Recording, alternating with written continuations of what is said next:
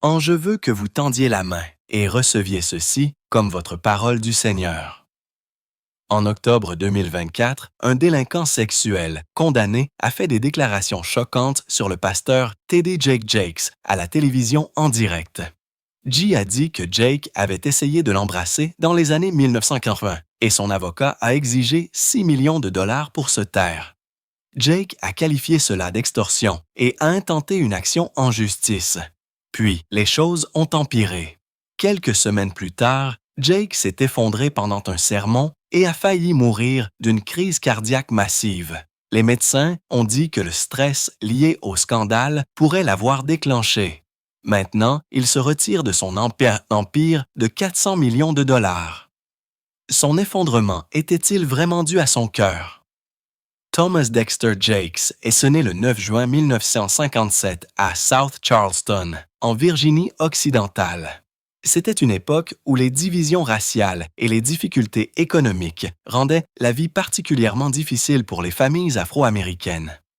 Son père, Ernest Jakes, Sr., dirigeait une entreprise de conciergerie et sa mère, Odette, travaillait comme éducatrice. Ensemble, ils ont élevé 3 enfants, Thomas étant le plus jeune. L'argent était souvent rare et les opportunités pour les familles noires étaient limitées. Le quartier ressentait encore les contre-coups de la ségrégation et la discrimination était une réalité quotidienne. Grandir dans cet environnement a appris à Thomas la valeur du travail acharné et de la persévérance. Ces leçons apprises dans un foyer où joindre les 2 bouts n'était jamais facile sont ensuite devenues une partie du fondement de son ministère.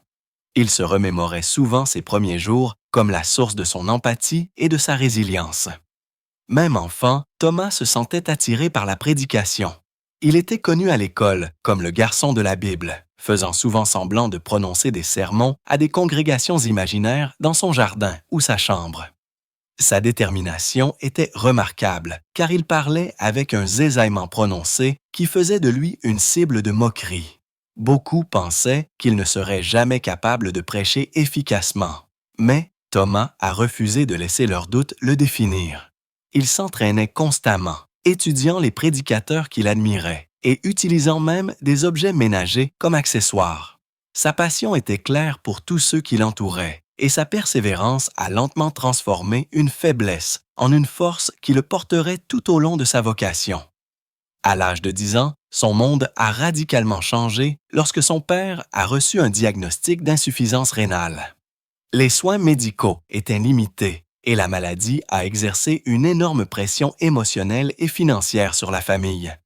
Thomas et sa mère sont devenus les principaux soignants de son père, tandis que Thomas aidait également aux tâches ménagères et s'occupait de ses frères et ses sœurs. Il y a eu des jours où il a dû manquer l'école pour s'occuper des responsabilités à la maison. Regarder la santé de son père décliner l'a profondément marqué. Il se souvenait souvent de cette époque comme le moment où il a vraiment appris la fragilité de la vie et l'importance de maintenir une famille unie. En 1973, alors que Thomas n'avait que 16 ans, son père est décédé. La perte a été dévastatrice tant sur le plan émotionnel que financier. Thomas travaillait à l'usine Union Carbide pour aider à subvenir aux besoins de sa famille. Mais après la mort de son père, il a dû trouver d'autres moyens de subvenir à ses besoins. Lui et son frère aîné ont fait des petits boulots, souvent pour un maigre salaire. Alors que Thomas continuait à poursuivre sa passion pour la prédication, se tenant devant de petites congrégations locales, il essayait d'apporter espoir et foi, tout en portant le lourd fardeau d'être un soutien de famille à un si jeune âge. La responsabilité l'a forcé à grandir rapidement et lui a donné un sens à sa vie qui définirait le reste de sa vie. En 1976, alors qu'il avait 19 ans, Thomas a prononcé son premier sermon officiel. Ce fut un tournant qui confirma la vocation qu'il ressentait depuis l'enfance. 3 ans plus tard, en 1979, il a été ordonné, une étape importante qui a marqué le début de son ministère public. Il a équilibré son ministère avec le travail, parlant souvent à de petites congrégations dans des contextes modestes. Ce furent des débuts humbles, mais remplis de détermination et de foi. Il avait déjà fait face à la pauvreté, à la perte de son père et au défi d'un trouble de la parole. Pourtant, il a refusé de laisser tout cela l'arrêter. Sa vie personnelle a pris un tournant remarquable en 1941 lorsqu'il a rencontré Sarita Ann Jameson à Beckley, en Virginie occidentale. Elle était née le 19 août 1955 et était directrice des affaires des femmes et des enfants dans son église. Sa vie n'avait pas été facile. Elle avait enduré le meurtre de son frère devant ses propres enfants et avait souffert de violences émotionnelles et physiques dans des relations antérieures. Malgré ce passé douloureux, Sarita a été profondément émue par la prédication passionnée de Thomas lorsqu'il a visité son église. Le lien entre eux a été immédiat. Décrite comme éprise, Sarita savait qu'elle avait rencontré quelqu'un d'extraordinaire. Leur cours a duré seulement 6 mois avant qu'ils ne se marient, commençant un partenariat qui deviendrait central pour l'un des ministères les plus influents d'Amérique. Leur mariage, cependant, était loin d'être facile au début, pour subvenir aux besoins de leur jeune famille. Sarita a travaillé comme disc jockey de nuit dans une station de radio chrétienne. Alors que Thomas se concentrait sur le développement de son ministère, seulement 6 mois après leur mariage, ils ont été impliqués dans un terrible accident de voiture qui a laissé Sarita avec de graves blessures à la jambe et aux pieds. Les médecins doutaient qu'elle puisse un jour remarcher, mais Thomas a pris soin d'elle, sans relâche, l'aidant à se rétablir étape par étape. Avec le temps, elle a retrouvé sa capacité à marcher et leur lien s'est renforcé. Sarita est finalement devenue une leader à part entière, servant de directrice exécutive des ministères des femmes à la Potter's House et devenant plus tard une orateur publiée. Leur mariage dure maintenant depuis plus de 4 décennies. Construit sur la foi, l'engagement et le sacrifice partagés. À seulement 23 ans en 1980, Thomas a fondé la Temple of Faith Church à Montgomery, en Virginie occidentale. La congrégation a commencé avec seulement 10 membres dans un petit local commercial. C'était une décision audacieuse pour un jeune prédicateur avec des ressources limitées, d'autant plus que beaucoup doutaient qu'il puisse réussir à cause de son trouble de la parole. Les premiers jours ont été remplis de difficultés cassées financières. Lui et Sarita devaient parfois ramasser et rapporter des bouteilles pour acheter de la nourriture. Pourtant, la congrégation a grandi, déménageant au fil des ans à Smithers, South Charleston et Cross Lanes avant de finalement s'installer à Dallas.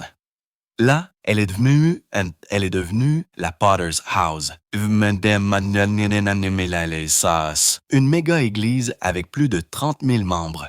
Ce qui avait commencé dans un minuscule local commercial était devenu l'une des plus grandes églises d'Amérique.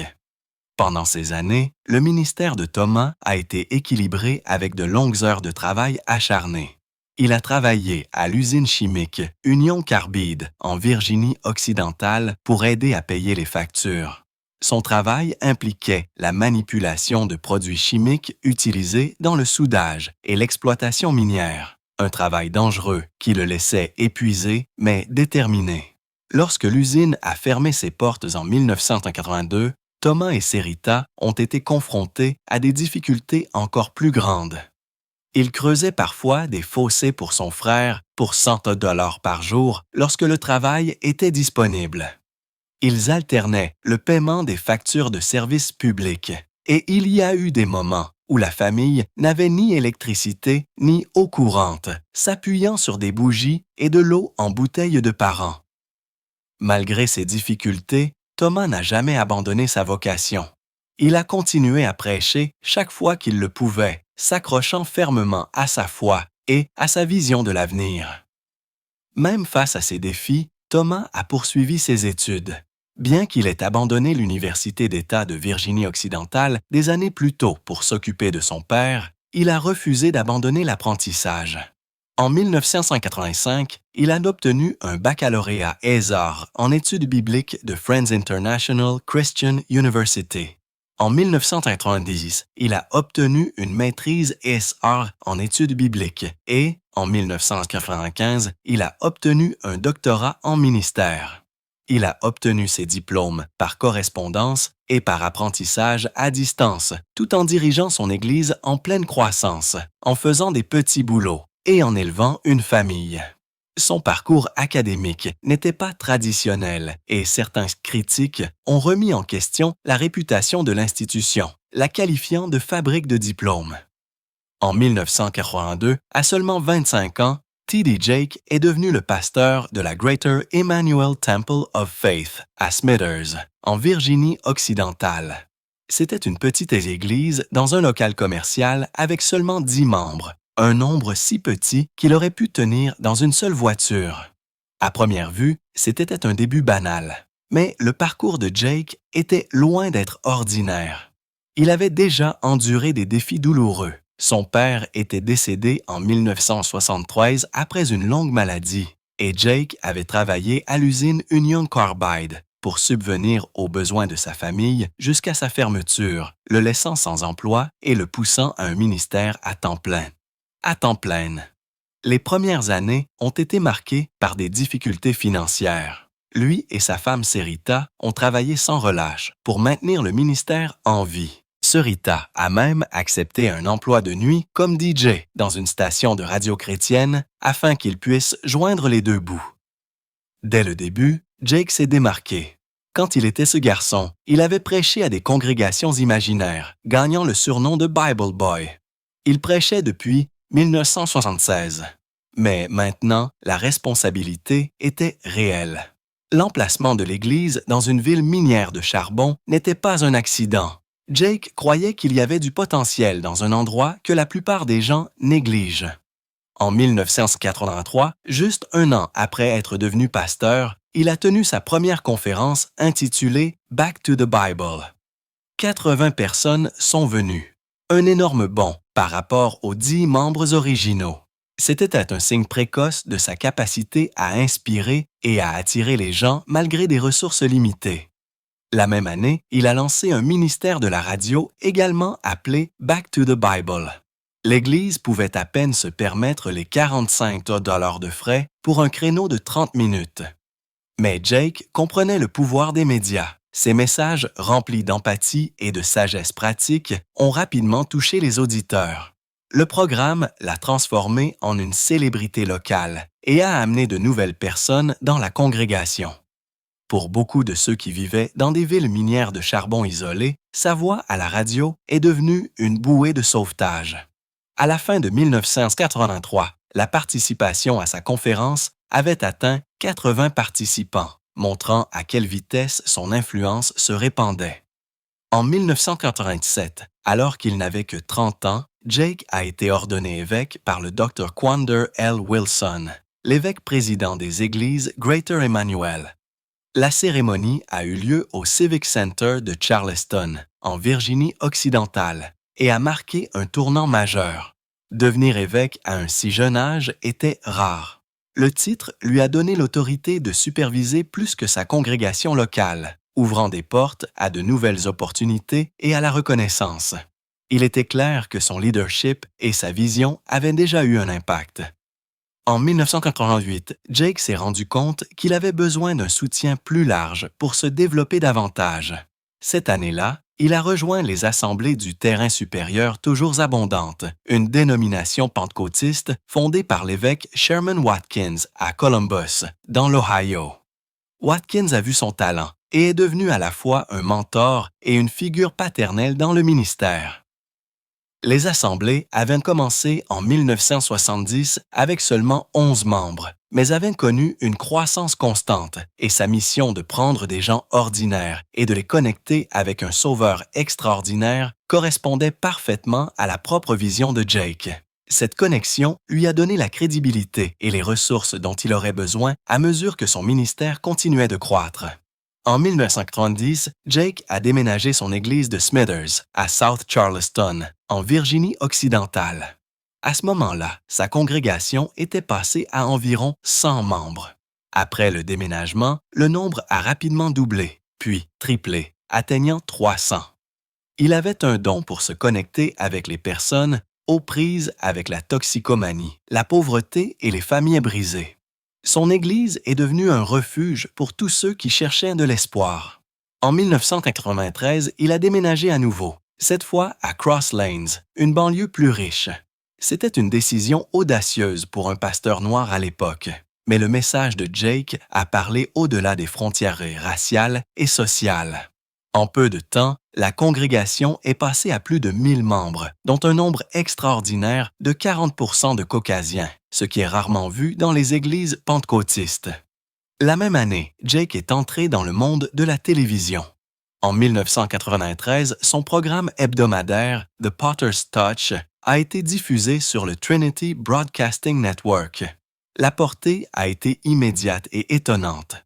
En un an, ses sermons étaient regardés par des millions de personnes et son nom est devenu connu dans tout le pays. En 1996, il avait déménagé sa famille et son ministère à Dallas, au Texas, pour gérer la croissance écrasante.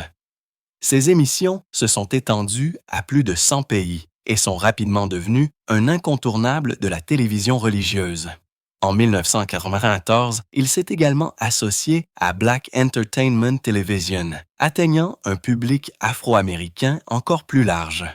Contrairement aux rediffusions de ses sermons de TBN, ces programmes étaient conçus pour répondre aux besoins culturels et spirituels spécifiques de la communauté.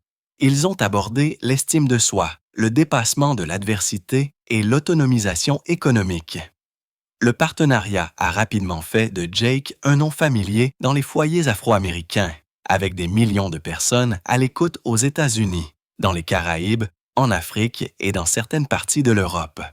La même année, il a lancé la Manpower Conference à Détroit, au Michigan. L'événement a attiré des milliers d'hommes, leur offrant un espace sûr pour discuter de défis tels que la paternité, le mariage et la toxicomanie. Il est devenu l'une des conférences pour hommes les plus marquantes du pays. En 2011, plus de 9000 hommes assistaient à un seul événement à Dallas, avec plus de 150 000 vies changées depuis ses débuts. En 1995, Jake a fondé TDJ Enterprises, élargissant son ministère à l'édition, au cinéma, à la musique et aux médias numériques. La société finira par générer près de 400 millions de dollars de revenus, vendant plus de 20 millions d'exemplaires de ses livres et produisant des films à succès comme Woman Thou Art Loosed en 2004, Jumping the Broom en 2011 et Heaven is for Real en 2014. La société a même financé un projet immobilier de 150 millions de dollars appelé Capella Park à Dallas et a créé la Clay Academy, une école à Chartres, montrant que la vision de Jake dépassait la chair. De 1945 à 1996, il a animé un programme diffusé à l'échelle nationale, appelé Get Ready, qui a été diffusé à la fois sur TBN et BET et a touché des millions de personnes. Il a combiné la prédication avec des appels en direct, de la musique et de vraies conversations sur des problèmes urgents comme la toxicomanie, la violence domestique et les difficultés économiques. En 1996, Jake a fait son geste le plus audacieux à ce jour. Il a déménagé de la Virginie occidentale à Dallas avec 50 employés de l'Église et leurs familles pour fonder la Potter's House. Le nouveau campus était situé sur 34 acres et comprenait un auditorium de 5000 places. Dès le premier service, plus de 2000 personnes se sont présentées.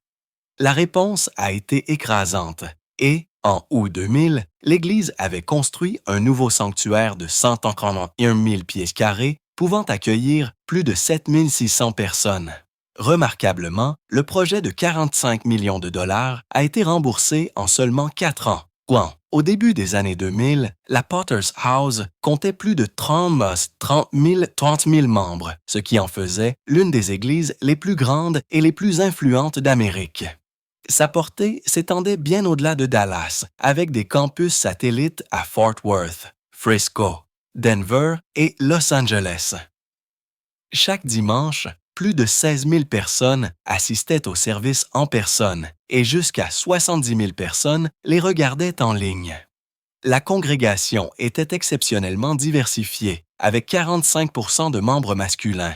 et un mélange racial qui comprenait des personnes de tous les horizons. En septembre 2005, l'ouragan Katrina a ravagé la côte du Golfe, laissant derrière lui l'une des pires crises humanitaires de l'histoire américaine moderne. Plus de 1333 personnes sont mortes et des millions ont été laissés sans abri. La ville de la Nouvelle-Orléans a été particulièrement touchée lorsque ses digues ont cédé et que les inondations ont englouti des quartiers entiers. Pendant ce chaos, l'évêque T.D. Jake Jakes est devenu une voix d'espoir importante. Le 5 septembre 2005, il s'est tenu aux côtés du président George W. Bush à Baker, en Louisiane. Alors que le président le félicitait publiquement d'avoir incité les familles d'église à adopter des survivants déplacés, Bush a qualifié Jake de chef de ce qu'il a décrit comme les armées de la compassion. Dans le même temps, Jake a exhorté le président à prendre la pauvreté plus au sérieux, montrant qu'il était prêt à utiliser son influence pour faire pression en faveur d'un réel changement. Ce moment a fait de Jakes plus qu'un prédicateur. Il était devenu un conseiller ayant un accès rare au pouvoir national, capable de mobiliser des bénévoles et des ressources lorsque le pays en avait le plus besoin. Quelques années plus tard seulement, le 20 janvier 2009, Jake a joué un autre rôle historique. Ce matin-là, alors que Barack Obama se préparait à prêter serment en tant que premier président afro-américain des États-Unis, Jake s'est joint à d'autres pasteurs lors d'un service de prière privé à l'église épiscopale St. John's à Washington, D.C. Cette tradition remonte à 1933. Jake s'est tenu aux côtés du recteur de l'Église, Louis Léon, et du pasteur évangélique Joel Hunter, alors qu'il priait pour le nouveau président et la nation. Sa présence symbolisait la force et la reconnaissance du leadership religieux. Afro-américain au plus haut niveau du gouvernement. Plus tard dans la journée, Rick Warren a prononcé l'invocation lors de la prestation de serment public. Mais la prière matinale de Jake avait son propre poids. Alors que certains critiquaient le choix de certains pasteurs impliqués dans la cérémonie, Jake a choisi de se concentrer sur l'unité et l'espoir, cimentant davantage sa place en tant que chef religieux national, à qui l'on fait confiance dans les moments les plus importants. Jake n'était pas seulement un chef spirituel, mais aussi quelqu'un de profondément engagé à résoudre les problèmes sociaux et économiques. En 1998, il a fondé la Metroplex Economic Development Corporation, un organisme sans but lucratif créé pour combler les écarts d'opportunités pour les communautés urbaines. Le groupe a organisé des conférences sur l'accession à la propriété et des programmes de mentorat pour les jeunes, aidant des milliers de familles à faire des pas vers la stabilité financière. Parallèlement à cela, Jake a créé la Clay Academy dans la communauté de Capella Park, une école conçue pour offrir aux enfants à la fois des programmes universitaires et des activités parascolaires significatives. Sa vision était claire. Il voulait briser les cycles de pauvreté tout en restant ancré dans des valeurs fondées sur la foi. Ses efforts ont permis de renforcer les quartiers, de créer des emplois et de donner de l'espoir aux familles qui se sentaient souvent oubliées. Dans le même temps, Jake a dépassé les limites de l'Église pour entrer dans le monde des médias. En 2009, il s'est associé à Dr. Phil McGraw, Jay McGraw et CBS Television Distribution pour créer un talk show syndiqué. L'idée était de combiner son style inspirant avec la large portée de la télévision de jour. Le projet a reçu un soutien important, mais a été annulé avant même sa diffusion en raison de difficultés économiques et de l'évolution des priorités dans l'industrie de la télévision.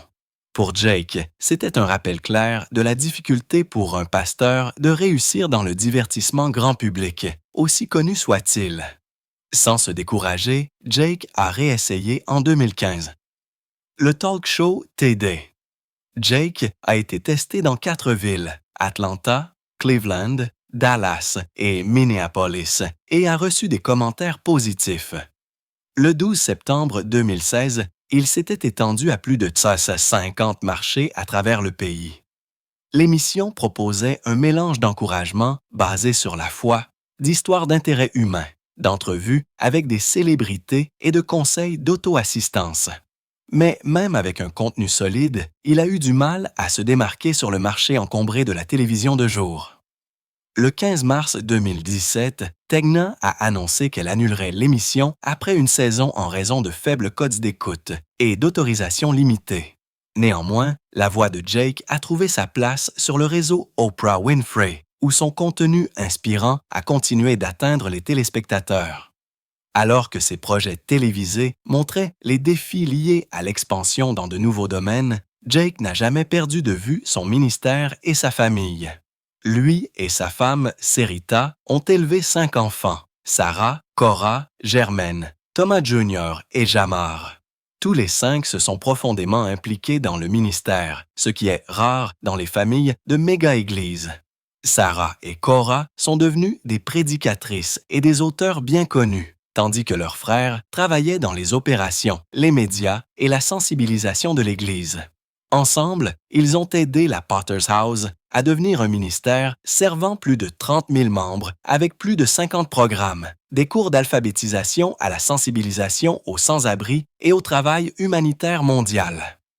La force de la famille Jake a montré comment la foi, la résilience et l'unité peuvent faire progresser un héritage à travers les générations. Au début de 2024, le pasteur T.D. Jakes s'est retrouvé lié à une action fédérale contre le magnat de la musique Shah Diddy Combs.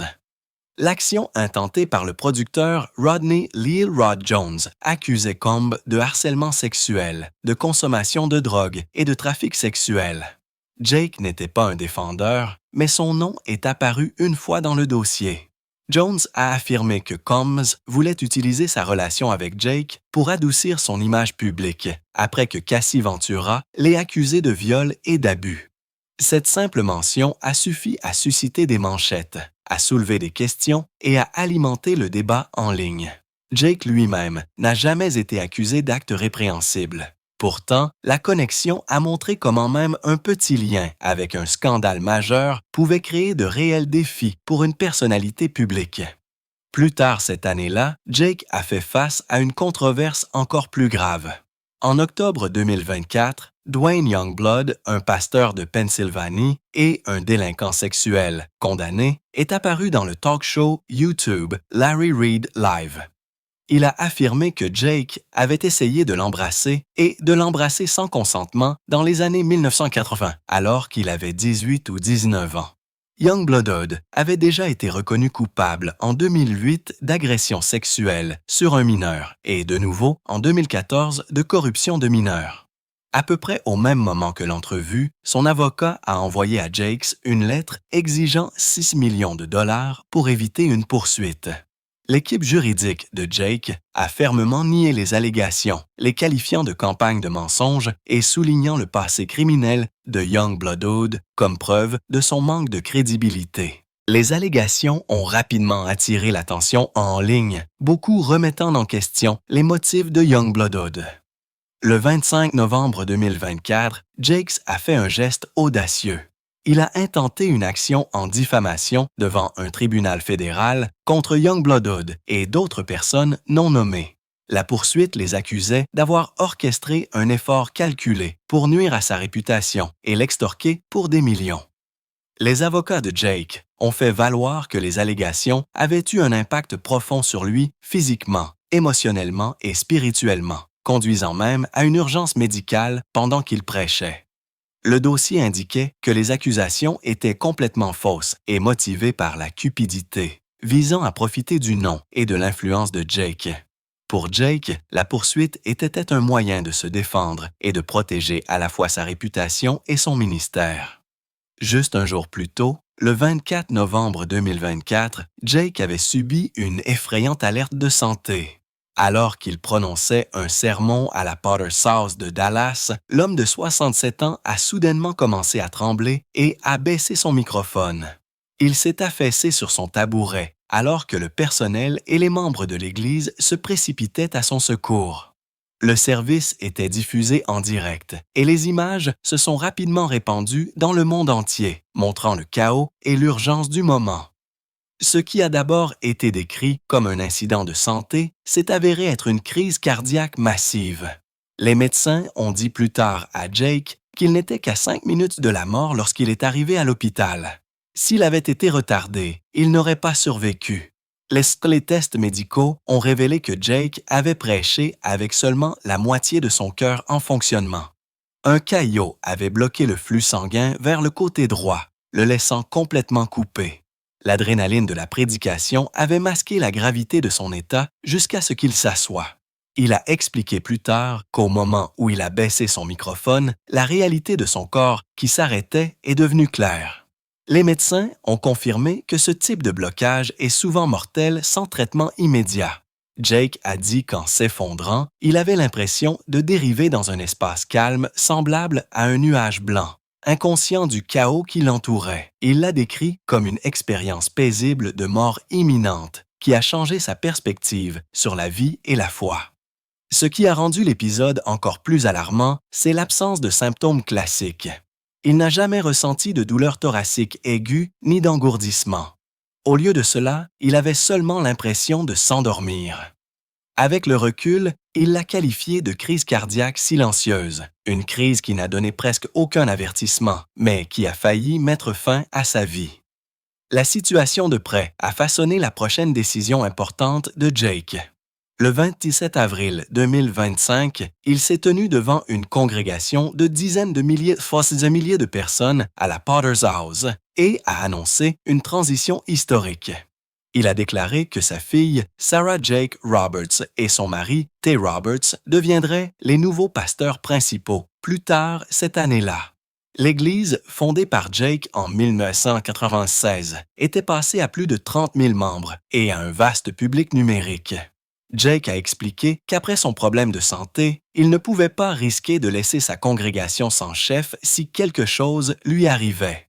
Il a qualifié ce moment de renaissance, pas de départ, promettant de continuer à prêcher et à guider l'Église en tant que président du conseil d'administration et superviseur spirituel. Jake a clairement indiqué qu'il ne se retirait pas du ministère. Il a dit qu'il élargirait sa portée grâce à de nouveaux projets, y compris une prochaine série de balados avec iHeart Podcasts appelée My Next Chapter. Son objectif, a-t-il expliqué, était de continuer à influencer les vies à l'échelle mondiale, tout en veillant à ce que son Église reste forte sous une nouvelle direction. Il a dit à sa congrégation, « Ce moment n'est pas une fin, c'est une expansion.